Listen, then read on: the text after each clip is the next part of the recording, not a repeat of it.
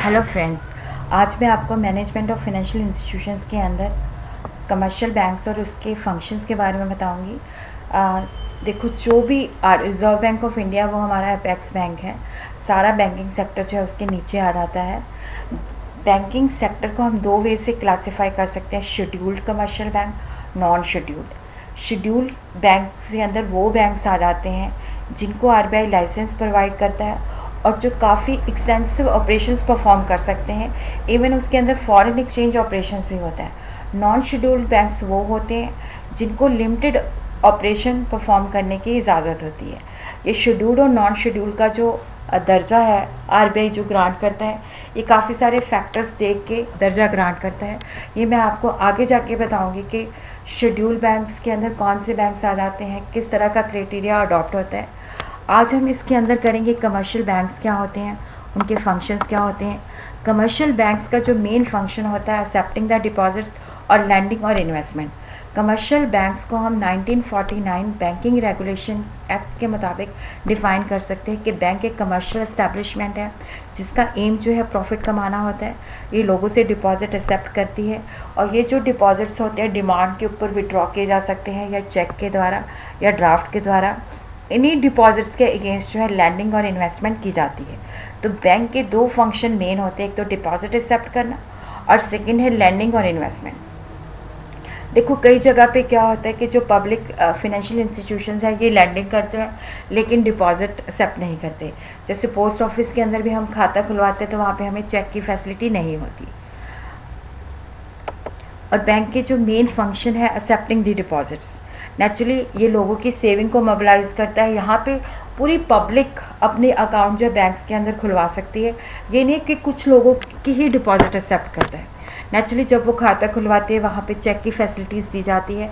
अलग अलग कैटेगरी के अकाउंट्स खुलवाए जा सकते हैं, जैसे फिक्स डिपॉजिट अकाउंट है जिसके अंदर क्या होता है कि पैसा कुछ पीरियड के लिए यहाँ पे रखा जाता है। उससे पहले भी हम विड्रॉ कर सकते हैं, लेकिन उसके अंदर अगर हम पहले विड्रॉ करते हैं तो वहाँ पे जो इंटरेस्ट रेट है वो कम मिलता है। और ये 15 दिन की भी एफडीआर करा सकते हैं, 45 डेज़ की भी करा सकते हैं, 5 ईयर्स की भी करा सकते हैं, 1 ईयर की। उसके बेसिस पे ही हमें इंटरेस्ट रेट मिलता है कि कितना उसका टेन्योर है। सेविंग के अंदर क्या है कि प्रेजेंटली पहले ये 4% रेट ऑफ इंटरेस्ट था, अब ये 3.5 है। यहाँ पे क्या होता है कि हम अपना सेविंग अकाउंट खुलवा सकते हैं, हमें चेक की फैसिलिटी मिलती है, चेक के द्वारा हम विड्रॉल करवा सकते हैं, इवन वाउचर भर के भी हम पैसे विड्रॉल करवा सकते हैं, एटीएम की फैसिलिटी से भी पैसे विड्रॉल करा सकते हैं। करंट अकाउंट जो होता है जनरली बिजनेस ऑर्गेनाइजेशन और बिजनेसमैन के लिए होता है। यहाँ पे कोई इंटरेस्ट नहीं मिलता है, इनके विड्रॉल्स के ऊपर कोई रिस्ट्रिक्शन नहीं होती। फ्लेक्सिबल अकाउंट के अंदर क्या होता है कि हम रेकरिंग डिपॉजिट अकाउंट खुलवाते हैं। जैसे हर मंथ किसी ने 500 की आरडी खुलवाई तो हर महीने 500 जो है उसके अकाउंट से रेकरिंग डिपॉजिट में चला जाएगा। ये डिपेंड करता है कि आपने 1000 की खुलवानी है, 1500 की खुलवानी है। यहाँ पे भी हर बैंक का जो रेट ऑफ इंटरेस्ट है वो वेरी करता है। सेकंड जो प्राइमरी फंक्शन है लैंडिंग और advancing the loans, money at call. Naturally जो बैंक के पास हम पैसे डिपॉजिट करते हैं उसी के अगेंस्ट ये लोन प्रोवाइड करता है। मनी एट कॉल का मतलब होता है ये पब्लिक फाइनेंशियल इंस्टीट्यूशन या अदर बैंक्स को लोन प्रोवाइड करता है।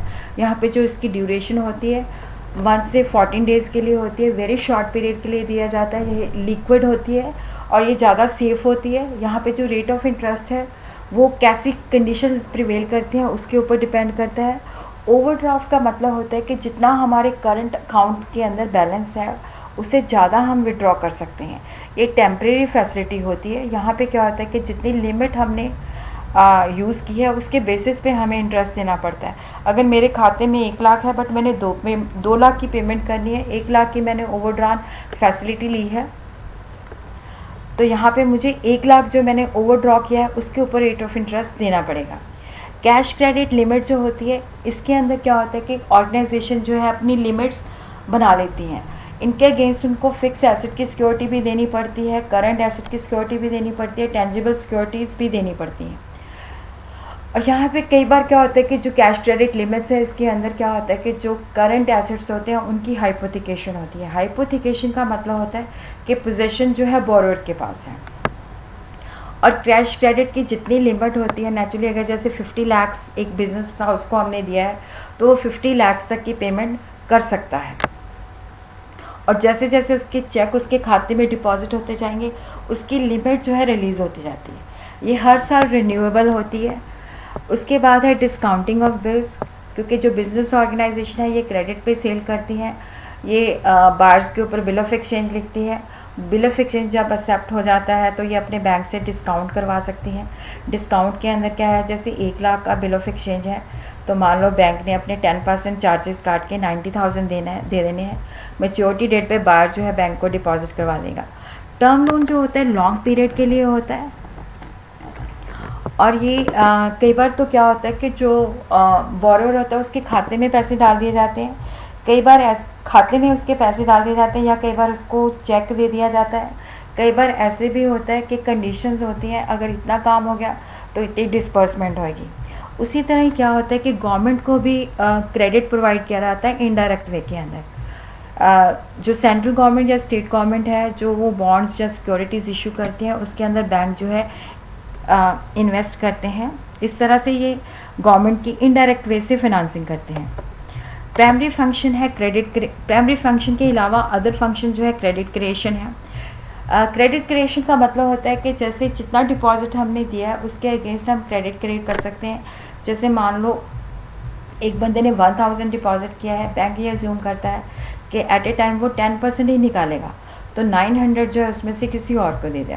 वहाँ पे भी अज्यूम करेगा कि 10% ही ये विड्रॉ करेगा, 810।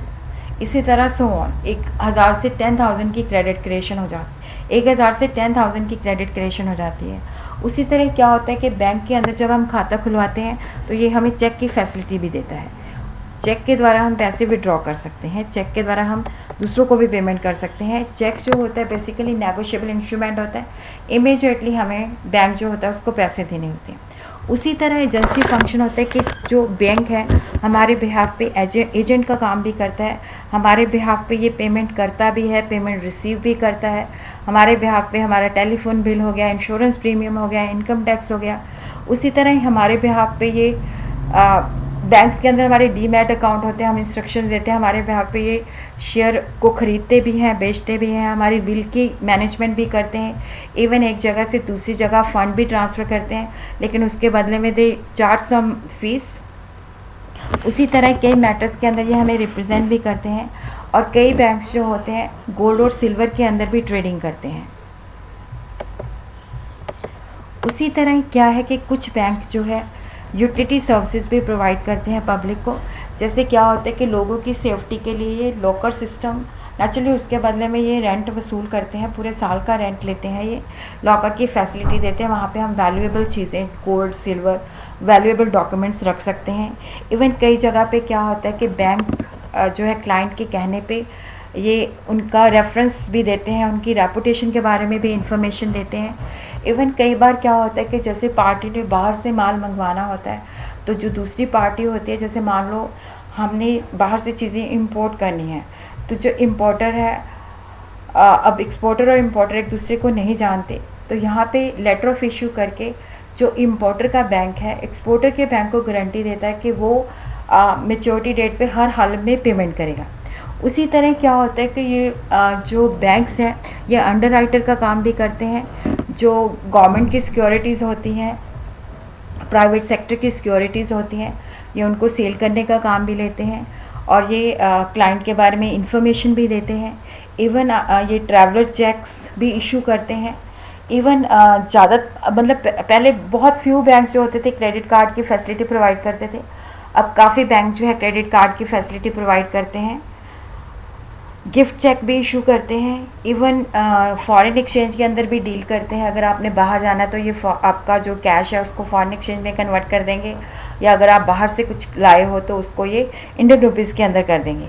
इवन ये जो IPOs आते हैं वहाँ पे मर्चेंट बैंकिंग का काम भी करते हैं, उनको सेल करवाने में, अंडरराइट करवाने में भी हेल्प करते हैं। उसके बेसिस पे हम ये कंक्लूज़न निकाल सकते हैं कि ये लोगों की सेविंग को मोबिलाइज़ करते हैं, उस सेविंग को इंडस्ट्रीज़ वगैरह को लोन देते हैं, रूरल एरिया के अंदर बैंक खोलते हैं, वीकर सेक्शन को लोन प्रोवाइड करते हैं। इस तरह से बैंक जो है सोसाइटी के लिए